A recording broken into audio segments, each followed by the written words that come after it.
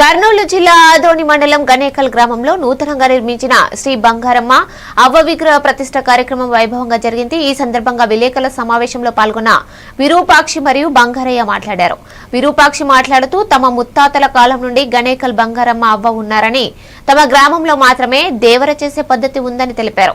ఆ అమ్మవారిపై ఉన్న భక్తితో దాదాపు ప్రతి కుటుంబం నుంచి 20,000 నుంచి 2 లక్షల వరకు ఖర్చు చేసి ప్రతి సంవత్సరం దేవర నిర్వహిస్తామని చెప్పారు. ప్రతి 5 ఏళ్లకు ఒకసారి నిర్వహించే ఊరి దేవర ఈ సంవత్సరం నవంబర్ 15, 16, 17 తేదీల్లో 3 రోజుల పాటు ఘనంగా నిర్వహించనున్నట్లు తెలిపారు.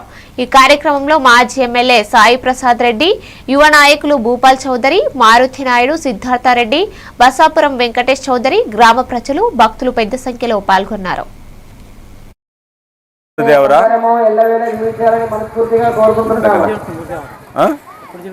16, 17 తారీఖున డిసెంబర్ ప్రతి సంవత్సరం చేస్తాము. మా గ్రామంలో దాదాపుగా ఒక 400 పొటేన్లు కోసుంటాము. నమస్కారం.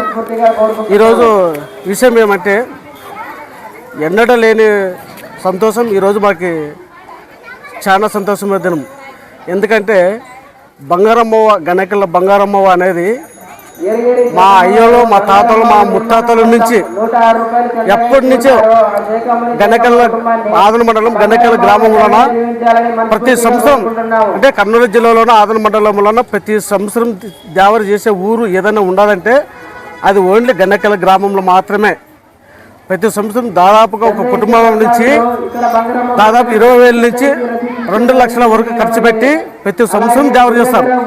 ఎందుకంటే ఆ అమ్మ మీద, ఆ అమ్మ భక్తి చూపించే దాని మీద ఆధారపడి మాకు ఆరోగ్యాలతో సంతోషంగా మమ్మల్ని జీవిస్తుంది. కాబట్టి ఆ మీద భక్త శ్రద్ధలతో ప్రతి సంవత్సరము దేవర చేస్తాం.